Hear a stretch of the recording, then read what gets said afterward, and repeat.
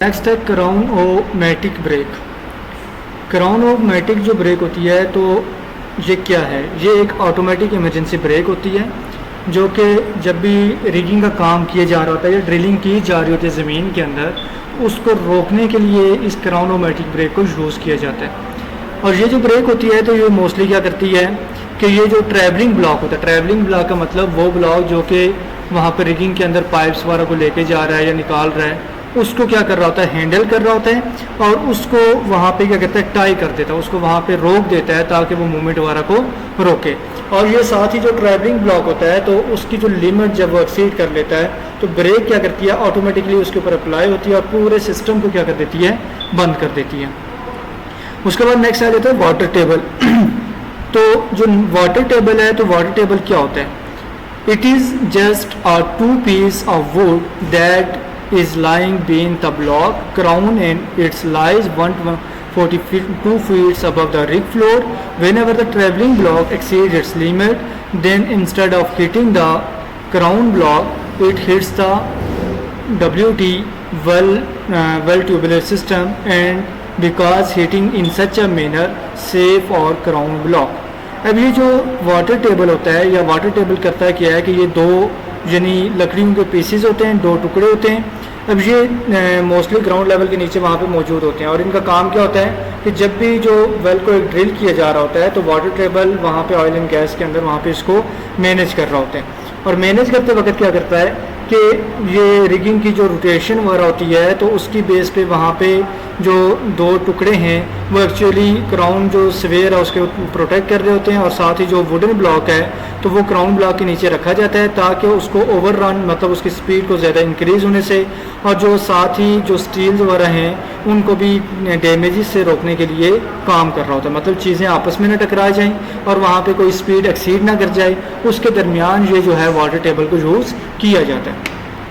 फिर नेक्स्ट आ जाता है सेलर। सेलर क्या है? It is seller BOP is it the top head of the seller.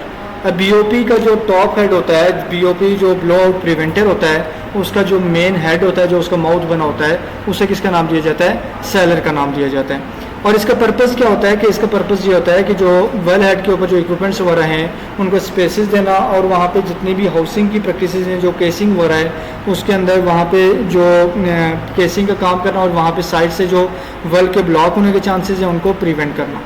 फिर नेक्स्ट आ जाता है एयर वेंच। एयर वेंच क्या होता है? एक स्मॉल आपका पावर टूल होता है जो कि यूज़ होता है जब भी आपने किसी पाइप वगैरह को वहाँ पे रोटेट करना होता है तो उसको रोक के रखना होता है तो उसके लिए हम इसको यूज़ करते हैं। मोस्टली ये लिफ्टिंग और पुलिंग के लिए हम क्या कर रहे होते हैं, एयर वेंच को यूज़ करते हैं।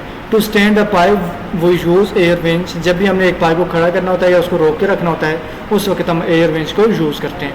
और इसका डायमीटर भी क्या होता है, 3 से 4 मीटर तक का होता है, या ये इसकी लेंथ जो होती है लॉन्ग इसका क्या होता है वहाँ पे आर्म्स होता है जिससे ये हैंडल हो रहा होता है। उसके बाद आ जाता है मेन राइडर। मेन राइडर क्या है? Main rider it helps the role to pick upward from rig floor to upward direction. Main rider का काम ये होता है कि वो क्या कहता है कि जब भी रिग से अपवर्ड डायरेक्शन यानी ऊपर वाली डायरेक्शन के अंदर रिग फ्लोर के अंदर कोई मूवमेंट लेके आनी होती है उसके अंदर मेन राइडर ही काम कर रहा होता है। और जो रिग फ्लोर टू डायरेक्ट तक की जितनी मूवमेंट्स हैं वो सारी इसी के थ्रू होती हैं और ये मोस्टली इमरजेंसी लाइन के लिए भी उसको स्केप करने के लिए भी यूज़ किया जाता है। फिर उसके बाद होता है mud gas separator. Mud gas separator क्या है? ये एक आपका टैंक होता है जिसके अंदर मड आती है, जिसके अंदर गैस के पार्टिकल्स भी मौजूद होते हैं, उनको सेपरेट करने के लिए इसको यूज़ किया जाता है। और इसके अंदर 2 पाइप्स होते हैं, वो दोनों पाइप्स क्या करते हैं, मड को और जो गैस है इन दोनों को सेपरेट कर रहे होते हैं और अलग अलग से वहाँ से रिमूव कर रहे होते हैं। इसका फंक्शन क्या है? इसके अंदर हाइड्रोस्टैटिक प्रेशर होता है जो बीट को कूल भी करता है, उसके लुब्रिकेशन का काम भी कर रहा होता है और जो जितनी भी it will make the cutting upward direction और अपवर्ड डायरेक्शन के अंदर जो कटिंग है वो भी ये कर रहा होता है। और जो काम उसके बाद ये क्या करता है कि वहाँ पे गैस वगैरह को सेपरेट कर रहा होता है। और oil show, when oil droplets comes with the mud then it will be called as oil show.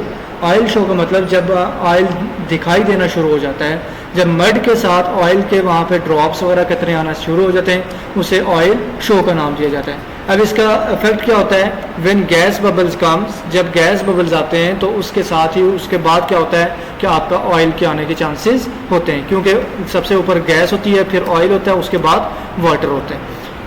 When gas bubbles comes, तो उस वक्त आपको ये ऑयल शो के वहाँ पे चांसेस नज़र आते हैं। Mud gas separator is which gas is separated from mud, तो वो टूल जहाँ पे गैस को मड से सेपरेट किया जाता है। और इसकी दो टाइप्स होती हैं, एक होता है वैक्यूम डिगीज़र और दूसरा होता है poor boy degasser. Vacuum degasser it will recent together with the mud tank when the low quantity of gas comes from mud we use vacuum degreaser। Vacuum degasser तब यूज़ किया जाता है जब मड के साथ थोड़ी बहुत गैस के पार्टिकल्स आ रहे होते हैं और उसको वहाँ पे वो क्या करता है, वैक्यूम क्या करता है, वैक्यूम के अंदर वहाँ पे एयर बिल्कुल क्या हो जाती है, ख़त्म हो जाती है और जस्ट वहाँ पे सॉलिड पार्टिकल्स रहते हैं। और वैक्यूम वहाँ पे जितने भी गैस पार्टिकल्स होंगे उनको रिमूव कर देगा और वहाँ पे सॉलिड पार्टिकल्स को रिमेन कर देगा। Poor boy degasser it will be recent on the land when high quantity of gas come, जब गैस की क्वांटिटी ज़्यादा आ रही है उस वक्त पोर बॉयल डिगीज़र यूज़ किया जाता है। और इसके थ्रू वहाँ पे क्या होते हैं, दो पाइप्स इसके आगे लगे होते हैं, जहाँ पे एक जो पाइप होता है वो अब ऊपर होता है जहाँ से गैस रिमूव होगी और दूसरा डाउनवर्ड डायरेक्शन के अंदर पाइप होता है जहाँ से आपके मड वगैरह जो है वो सेपरेट होगी। क्यों, मड का वेट हैवी है तो वो नीचे बॉटम पे चली जाती है और गैस का वेट लाइट होता है और वो ऊपर चली जाती है। तो ये दो जो पाइप्स होंगे वो क्या करेंगे, इसको सेपरेट करेंगे। देन नेक्स्ट आ जाता है derricks. In the above of the rig we use crane which is called derrick. अब जो जब भी हम एक रिग यूज़ कर रहे होते हैं, रिग के अंदर जब भी हमने लिफ्टिंग वगैरह की या लोडिंग की एक्टिविटीज़ करते हैं वहाँ पे पाइप हमारे हैवी पाइप्स होते हैं तो वो टन्स के हिसाब से भी उनका वेट होता है, तो उनको लिफ्ट करने के लिए हम वहाँ पे क्रेन को यूज़ करते हैं। उस क्रेन को किसका नाम दिया जाता है, टैरिक का नाम दिया जाता है। इन रिग देयर आर रिग 3 और 2 टाइप्स ऑफ थ्रेड्स। रिग के अंदर 3 या 2 टाइप्स के थ्रेड्स होते हैं। एक होते हैं आईपी इंटरनल प्लग, मतलब कि जो आपके पाइप के अंदरूनी साइड पे चूड़ियाँ निकली होती हैं वो इंटरनल थ्रेड आ जाते हैं। और दूसरे होते हैं रेगुलर, जो कि पाइप के बाहर वाली साइड पे चूड़ियाँ निकली होती हैं। How to lean thread with the help of wire brush. अब आपने उन थ्रेड्स को साफ़ कैसे करना है, अगर उनके अंदर जंग वगैरह लग गया है या मड वगैरह आ गई है उसको साफ़ कैसे करना है, वायर ब्रश के जरिए आप क्या करेंगे, उसको वहाँ से रिमूव करेंगे। How to check the threads with the help of thread. आप थ्रेड के जरिए थ्रेड को कैसे चेक करेंगे, आइडेंटिफाइड। वहाँ पे आपके क्या होते हैं, छोटे छोटे आपके ऑलरेडी डिवाइसेस होती हैं जो डिफरेंट साइजेस की होती हैं और उसके अकॉर्डिंग चेक किया जा रहा होता है कि ये थ्रेड्स आपके एक्यूरेट हैं या नहीं है, ये प्रॉपर्ली एडजस्ट हो रहे हैं या नहीं हो रहे, आपके जो डायमीटर वगैरह है उसको मैच कर रहे हैं या नहीं कर रहे। Work over operation, those operations who are use for already existing well cleanness and also for its further drilling. अब work over operation, work over operation वो ऑपरेशंस, वो काम, वो एक्टिविटीज़ होती हैं जब ऑलरेडी आपका एक काम हो चुका है, मतलब आपकी ड्रिलिंग हो गई है, कटिंग हुई है, अब उसकी सफाई के लिए जो काम करेंगे उसे वर्क ओवर ऑपरेशन कहेंगे। मतलब ऑपरेशन के ऊपर वहाँ पे फर्दर काम करना और नेक्स्ट जो ड्रिलिंग है उसके लिए तैयारी करना। व्हेन ऑयल कम्स आउट, जब ऑयल ज़मीन से बाहर निकलता है, that is called primary recovery. उसे हम किसका नाम देते हैं, प्राइमरी रिकवरी का नाम देते हैं। सेकेंडरी रिकवरी का मतलब क्या है, it is use when hole is close due to the involvement of dust articles. और जब आपका होल्ड किसी सॉलिड पार्टिकल, किसी स्लाइडिंग की वजह से बंद हो जाता है और फिर उसको रीओपन किया जाता है ड्रिलिंग के थ्रू, और तब जो रिकवरी होती है वो क्या होती है, सेकेंडरी रिकवरी होती है। स्टेबलाइजर क्या होता है, when we are drilling it make our bit unstable because of the continuous drilling in order to make it stable back we use the stabiliser. Stabiliser तब यूज़ होता है जब बिट क्या होती है, काम सही से नहीं करती, उसके अंदर वाइब्रेशन आती है, वो मूवमेंट करने लगती है या आगे वो कटिंग का काम नहीं कर रही होती है, और उसको रोकने के लिए, उसको बैलेंस करने के लिए, स्टेबल करने के लिए हम स्टेबलाइजर को यूज़ करते हैं। Extend crossover, to combine the 2 threads वो यूज़ क्रॉसओवर। क्रॉसओवर कब यूज़ किया जाता है, ये मोस्टली जो सॉकेट्स वगैरह होती हैं इनको कब यूज़ करते हैं, जब 2 पाइप्स को आपने क्या करना होता है, जोड़ना होता है, दोनों की बाहर वाली साइड पे चूड़ियाँ निकली हुई हैं उनको जोड़ने के लिए हम क्रॉसओवर यूज़ कर रहे होते हैं। अब जो स्ट्रिंग्स हैं उनकी डिफरेंट टाइप्स होती हैं, कुछ आपके ड्रिल पाइप स्ट्रिंग्स होती हैं, अब इनके अंदर हैवी वेट भी होती हैं, एक्सटेंड होता है, ड्रिल कॉलर होता है, स्टेबलाइजर्स होते हैं, इसमें ड्रिल कोला होते हैं, बिट सब्स बिट्स। अब ये ड्रिल पाइप के अंदर ये डिफरेंट जो स्ट्रिंग्स की टाइप्स आ जाती हैं जो कि वहाँ पे यूज़ होती हैं, जो 1 बाय 1 कनेक्शंस को वहाँ पे परफॉर्म कर रही होती हैं और वहाँ पे आपकी जो लेंथ है उसको भी इंक्रीज़ करती हैं और वहाँ पे जो आपका जितनी भी लॉन्ग डिस्टेंस है उसको कवर करने में हेल्प करती हैं। तो अब पाकिस्तान रिग जो है वो उसका डाटा क्या है, उसके बारे में कहा जाता है कि जो नेशनल रिग्स हैं वो तकरीबन 110 यूई ये उसका नंबर होता है, और पावर कौन सी होती है, मोस्टली इसकी पावर होती है तकरीबन 1500 हाइड्रोस्टैटिक पावर होती है, और जो फ्लोर वेट, इसका जो टोटल फ्लोर के ऊपर जो वेट होता है वो तकरीबन 12 लाख पाउंड तक उसका क्या होता है वेट होता है। और जो मास्ट वेट मतलब जो उसके अंदर जितना भी आपके पाइप वगैरह ये बाकी चीज़ें यूज़ हो रही हैं उनका वेट जो होता है वो तकरीबन 10 लाख पाउंड तक होता है। और ड्रिलिंग जो कैपेसिटी तकरीबन 1500 फीट तक की ये क्या होती है, इसकी कैपेसिटी होती है कि 1500 फीट ज़मीन के अंदर ये कटिंग कर सकती है।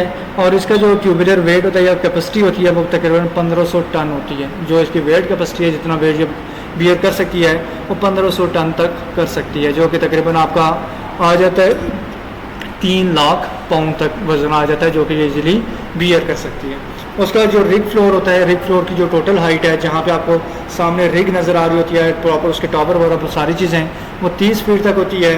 और इसके अंदर जो मास्ट होता है, जो मास्ट जो आपके ज़मीन के अंदर जा रहा है, उसकी जो अपनी हाइट है टोटल उसके जो पाइप्स वगैरह उसकी 142 फीट तक उसकी हाइट होती है। उसका डायरेक्ट की हाइट 86 फीट्स होती है। रोटेटरी टेबल का साइज़ तकरीबन 27.5 फीट होता है। उसके बाद जो रोटेटरी टेबल का नंबर होता है वो 275। और डाई ऑफ ड्रिल लाइन, जो ड्रिल लाइन के अंदर डाई वगैरह यूज़ करती हैं 1 and 3/8 इंचज़ की यूज़ की जाती हैं। इसके अंदर जो शीव्स होती हैं जिनके अंदर पुलीज वगैरह मौजूद होती हैं, जिसमें से रोप आगे पास होती है, वो तकरीबन 7 शीव्स होते हैं, 7 सेक्शंस बने होते हैं, मतलब 7 रोप्स उसमें से पास हो सकती है। रस्सी जो वायर रोप होती है जो कि वहाँ पे यूज़ की जाती है। फिर आपका जो ट्यूबुलर शीव्स होते हैं वो आपके 6 होते हैं तकरीबन। और मड पंप पावर, मड की जो पंपिंग पावर होती है वो 1300 हाइड्रोस्टैटिक पाउंड तक होती है। और जो स्ट्रोक की लेंथ होती है, जो कि स्ट्रोक वहाँ पे जब लगाया जाता है कोई, जैसे आप कहते हैं ना हैमर के जरिए उसके ऊपर ठोकर लगाते हैं, तो उसकी जो पावर होती है वो तकरीबन 10 फीट तक उसकी क्या होती है लेंथ होती है स्ट्रोक की। उसके बाद मॉडल नंबर इसका N10P130 ये। आगे भी कर लें, काफ़ी है,